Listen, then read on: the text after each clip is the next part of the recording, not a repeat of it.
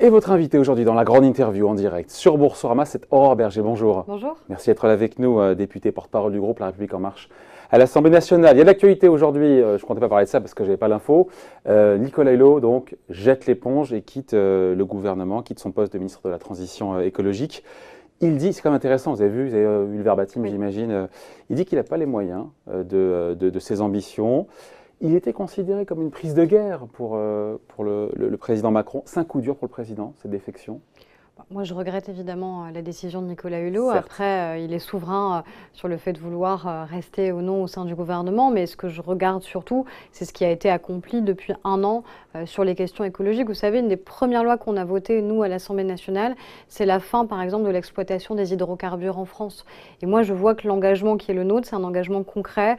On va le continuer d'ailleurs dès cette rentrée sur la loi sur l'alimentation. Mais si ça avait été assez loin, il serait resté au gouvernement. Preuve que pour lui, ça va pas assez vite et assez loin. Peut-être qu'il considère que les choses ne vont pas assez vite. Moi, ce que je vois, c'est que l'engagement d'En Marche, c'est avant tout aussi un engagement écologique. Et que celles et ceux qui nous ont rejoints en grande partie sur ces enjeux-là. Et c'est la raison pour laquelle ça doit rester un enjeu majeur. Vous savez, l'écologie, ce n'est pas une question d'individualité. L'écologie, c'est un enjeu qui doit concerner l'ensemble des citoyens, vous et moi, ceux qui nous regardent, et qui doit concerner la manière avec laquelle on consomme, la manière avec laquelle on travaille. Et c'est ça qu'on fait. Certes, mais ses propos sont durs. Il dit « j'ai peu d'influence, je n'ai pas de pouvoir ». C'est pas un constat d'échec quand même, ce départ? Écoutez, encore une fois… On peut le minimiser, vous me direz. Mais Non, mais c'est pas le minimiser. C'est que moi, je veux pas résumer l'écologie à telle ou telle personnalité. On a eu des personnalités très fortes qui ont pu incarner le combat écologique, y compris dans les années passées. C'est pas le sujet. Le sujet, c'est est-ce qu'on prend la mesure aujourd'hui de l'urgence écologique qui est la nôtre. Moi, j'estime qu'on prend nos responsabilités et qu'on le fait. Et qu'on le fait dans un contexte… Et en âme et conscience, lui estime que non.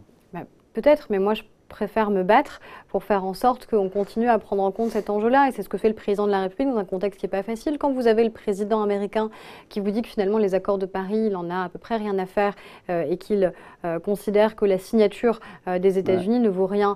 Et qu'est-ce que fait le président de la République? Eh bien, il réunit à Paris un sommet mondial avec notamment les plus grandes entreprises américaines qui, elles, disent « nous, on y croit et nous, on va rester dans l'accord de Paris ». Il réunit aussi les plus grandes villes du monde de manière à ce qu'elles aussi, elles réaffirment leurs engagements. Et on obtient des résultats. On a beaucoup parlé, par exemple, de la question du glyphosate. Moi, ce que je sais, c'est que si Emmanuel Macron n'avait pas été président de la République, le glyphosate, on re-signait en Europe pour 15 ans. Et on a fait en sorte que ce soit uniquement reconduit pour 5 ans en Europe et 3 ans en France. Donc ça, c'est du concret. On finit justement cette histoire de Nicolas Hulot, son départ. Le président n'a pas été prévenu, ni le Premier ministre. Il y a un manque de courtoisie de la part de Nicolas Hulot? Moi, je pense qu'en effet, il aurait pu prévenir, évidemment, le président de la République et le Premier ministre. Je regrette qu'il ne l'ait pas fait. Il semble qu'il ait dit que c'est dans le cours de l'émission qu'il a verbalisé, qu'il a assumé ce souhait de vouloir démissionner. Bon, voilà, je trouve que vis-à-vis du président de la République, qui lui a fait confiance, et de l'honneur, c'est un honneur aussi qu'on fait à des hommes et des femmes quand ils sont choisis pour être ministres et servir leur pays. Je pense qu'il y a en effet une forme d'élégance à avoir. La popularité actuelle du président Macron est quelque part, c'est intéressant, entre celle de Nicolas Sarkozy et celle de François Hollande, à même niveau de mandat. C'est pas mérité pour vous? En fait, pas de mauvais augure pour la suite, il y a beaucoup de réformes. Est-ce que son crédit politique n'a pas été déjà usé alors qu'il reste encore beaucoup de réformes à faire? Moi, ce n'est pas une question qui m'intéresse beaucoup. Je regarde très peu la courbe de popularité du président de la République pour une bonne raison. C'est que s'il avait regardé, s'il avait regardé sa courbe de popularité, il n'aurait pas été candidat à l'élection présidentielle, tout simplement. Parce qu'aucun sondage ne lui prédisait d'être président de la République. Donc, il n'aurait même pas imaginé sa candidature, il ne l'aurait pas présentée et il ne serait pas devenu président de la République. Donc, les courbes de popularité, vous savez, ce n'est pas ça qui doit nous permettre d'agir ou pas. Parce que quand vous regardez, en effet, vous faites un comparatif par rapport à Nicolas Sarkozy ou François Hollande, qui pour des raisons très différentes ont pu être impopulaires assez tôt dans leur mandat, eh bien la difficulté, c'est est-ce que vous naviguez et vous dirigez en fonction des sondages qui sont faits ou pas? Et dans ces cas-là, on fait quoi? On travaille de manière circonstanciée en se disant bon bah là, il va falloir mettre un coup de barre à gauche, un coup de barre à droite. Moi, je ne sais pas ce que ça veut dire. Moi, je sais juste qu'il faut tenir un cap. Transition justement toute faite. Le gouvernement, on l'a appris par Édouard Philippe, par le Premier ministre, Il va désindexer, alors on a expliqué hier ce que ça voulait dire, les pensions, enfin les pensions de retraite, les allocations familiales, les aides au logement, ça ne suivra plus l'inflation, c'est un quasi-gel quand ça augmente de plus 0,3 alors que l'inflation est à 1,7, c'est un quasi-gel, on va dire désindexation pour être précis. Tout ça parce qu'il faut faire des économies, c'est la vérité, il y a des milliards d'euros qu'il faut trouver, mais quand on a un peu de mémoire, et vous en avez, ça nous rappelle les coups de rabot que nous ont fait chaque gouvernement pour faire passer le budget, pour tenir à peu près les comptes. C'est ça la nouvelle politique, c'est faire ce que faisaient les autres. Toujours, on prend un petit peu leurs retraités, aux familles, aux entreprises, à qui on a fait des... Il y a une politique pour entreprises, d'ailleurs on en reparlera avec Geoffroy Roux de Bézieux, qui mais voilà, encore 20 milliards d'euros de transformation du CICE en baisse de charges pérennes, mais des baisses de cotisations patronales de 4 points qui devaient arriver au 1er janvier, et ben ça sera octobre pour gagner 2 milliards d'euros. Il y a un petit côté on gratouille. Ça fait un peu de tambouille comptable. Hein. C'est pas du rabot. Honnêtement, alors on se dit les choses, c'est pas du rabot, ça? Il n'y a pas de côté on gratouille, enfin je ne suis pas d'accord avec les termes que vous employez. Déjà, le Premier ministre, il a réaffirmé un cap qui est très clair, qui est de dire que pour la première fois, à un moment, quand on doit tenir nos engagements sur la baisse de la dépense publique, on les tiendra et qu'on ne considère pas qu'on va les reléguer. On n'y est pas encore, il n'y a pas de baisse de la dépense publique. Écoutez, moi je sais qu'en tout cas, on est sorti de la procédure de déficit excessif au sein de l'Union européenne et ça, c'est quelque chose qui est extrêmement important. Grâce aux recettes fiscales de 2017. Non mais c'est essentiel en termes de crédibilité aussi de la France. Quelle serait la possibilité pour la France d'arriver à imposer éventuellement des arbitrages au niveau européen si elle n'est pas capable de respecter ses engagements. De balayer devant sa porte. Donc je pense que ça, c'est quand même quelque chose d'important. Et puis, parfois les Français sont aussi un peu schizophréniques dans leurs demandes et il faut aussi parfois le dire.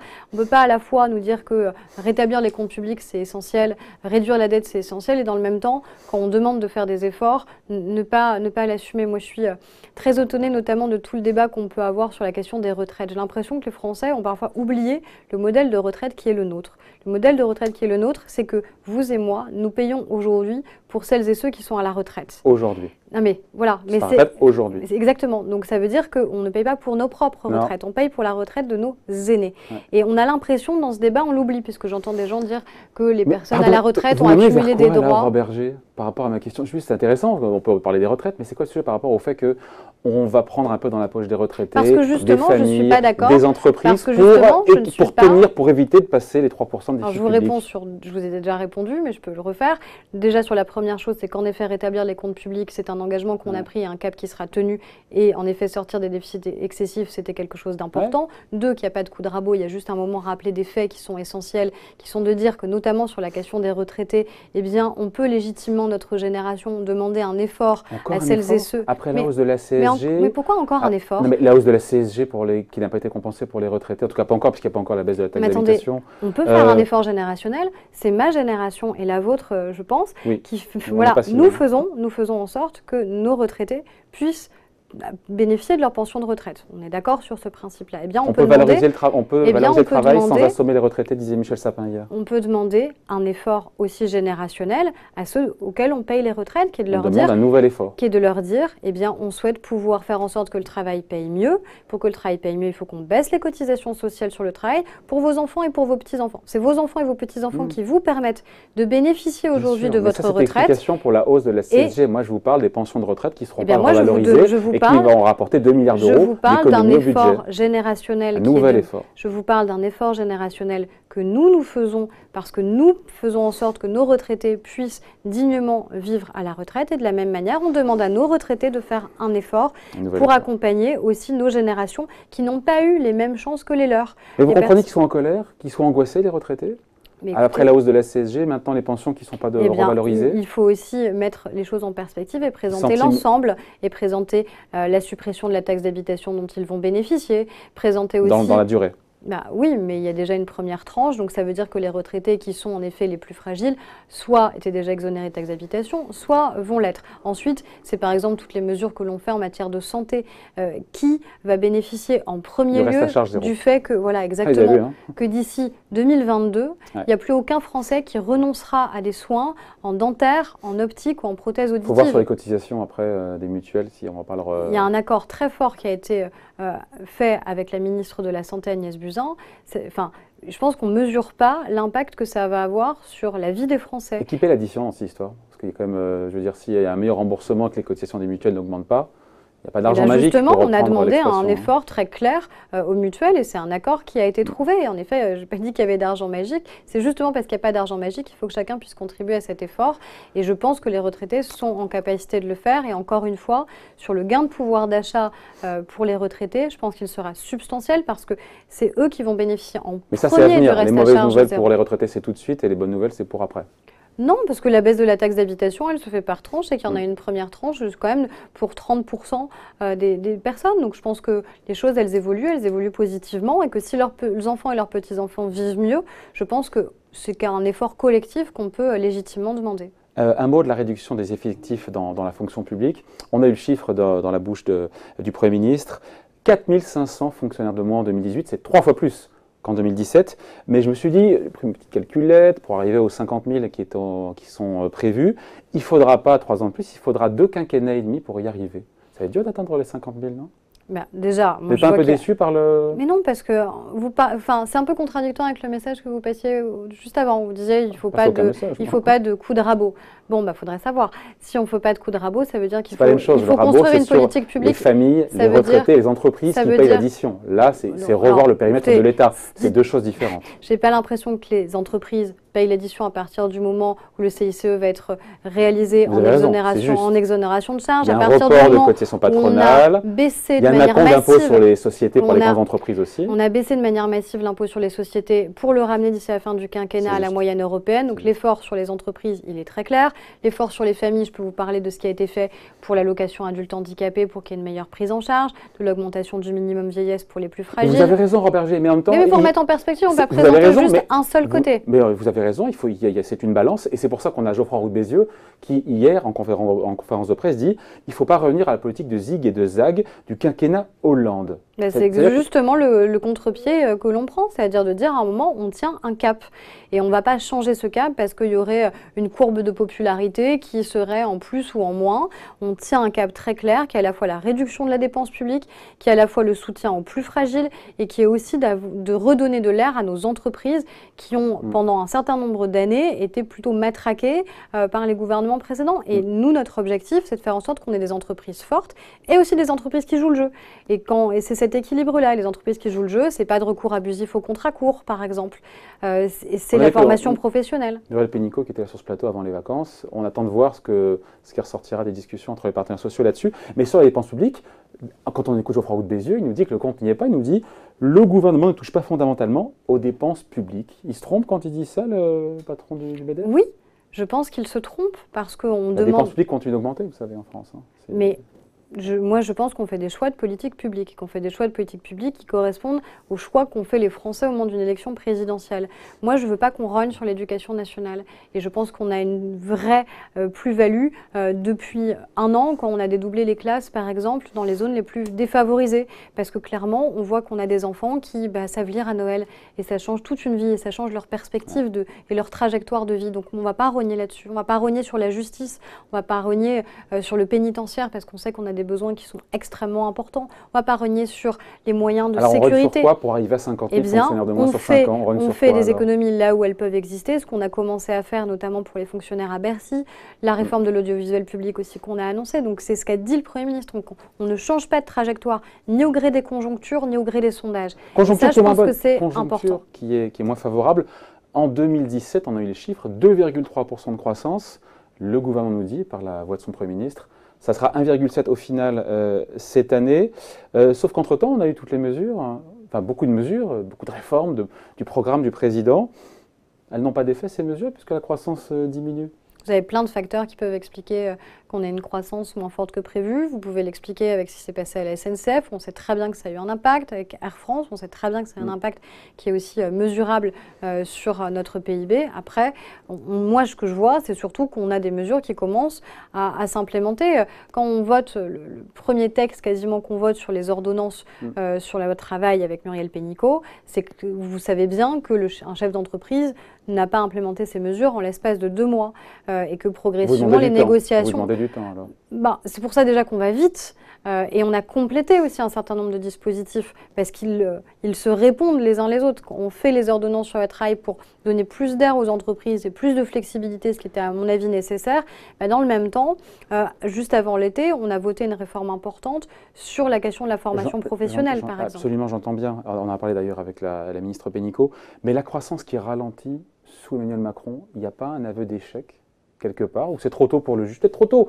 On remarque, les faits sont là, on passe de 2,3 à 1,7. Moi, je vois. Les chiffres sont têtus. Les chiffres sont peut-être têtus, mais ce qui est aussi têtu, c'est le fait qu'il faut garder un cap et qu'il ne faut pas en changer, encore une fois, au gré des différentes conjonctures qu'on peut avoir. Parce que la France ralentit plus que ses voisins. Quand on regarde les chiffres du début de l'année, la France fait 2 fois moins bien que la zone euro, alors qu'avant, la France était dans le haut du panier. Écoutez, si vous pensez... sincèrement, je ne suis pas certaine que les Français partagent ce diagnostic, que la France allait mieux il y a 1 an et demi, en termes de croissance, en termes d'emploi, par exemple, en termes de pauvreté, en termes d'éducation, en termes de création d'entreprises, en termes de confiance des entreprises dans les réformes qui sont menées. Je ne crois pas. Moi, j'ai l'impression qu'il y a un climat de confiance qui est revenu, c'est-à-dire que les entreprises croient à ce que nous sommes en train de faire et à la politique que l'on mène.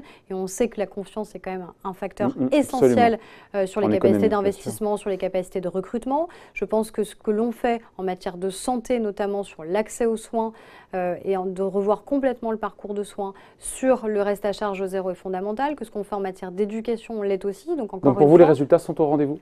On a des premiers résultats qui sont clairement perceptibles.